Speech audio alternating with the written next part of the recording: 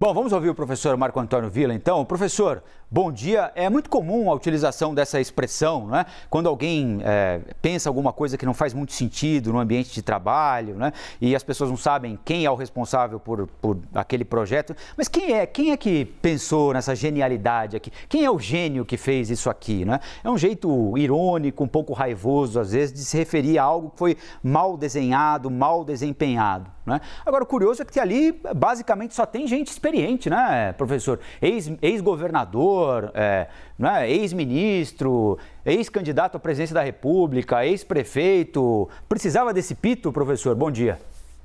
Bom dia, Colombo, e todas e todos que nos acompanham. Eu acho que precisava. Primeiro, falta coordenação política ao governo. A coisa está meio bagunçada, né?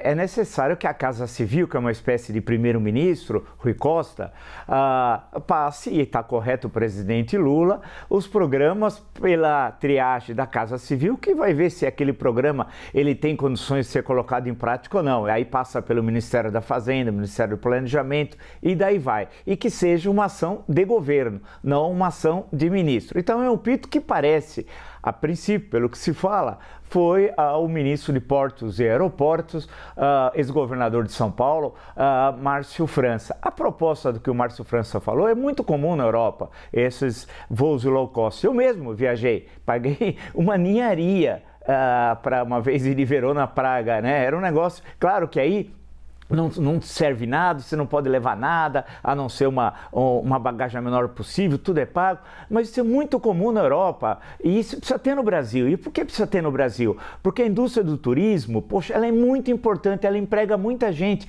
e ela foi duramente no Brasil atingida pela pandemia. Quer dizer, barateando o preço das passagens aéreas, realmente isso vai ter um reflexo muito positivo no emprego, na renda das áreas turísticas do Brasil. E não faltam áreas turísticas no nosso país.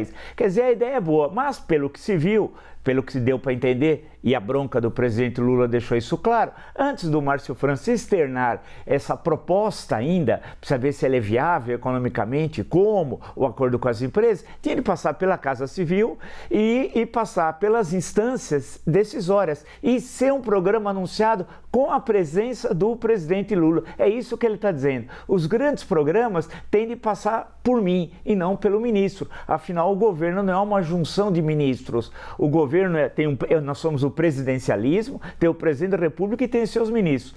É uma situação realmente que ele deu uma dura, não era só aos presentes, mas é o conjunto dos ministros. Agora, temos de ver também que parte do ministério não são de pessoas que são mais eficazes em termos de administração pública. É que alguns problemas a gente esquece, e é natural, porque é pela dinâmica dos acontecimentos. Como, por exemplo, o ministro das Comunicações, o senhor Juscelino Filho, o assunto caiu no esquecimento, mas certamente ele, na primeira reforma ministerial, e teremos, tudo indica, uma reforma ministerial, eu acho ainda esse ano, que vai depender dos votos que esse governo tem na Câmara, especialmente, no Senado é mais tranquilo, mas entre os 513 deputados, vai ter de passar por um rearranjo ministerial, porque alguns ministérios eles não estão bem ocupados, tanto no sentido político, de expressão na Câmara dos Deputados, como de eficiência administrativa.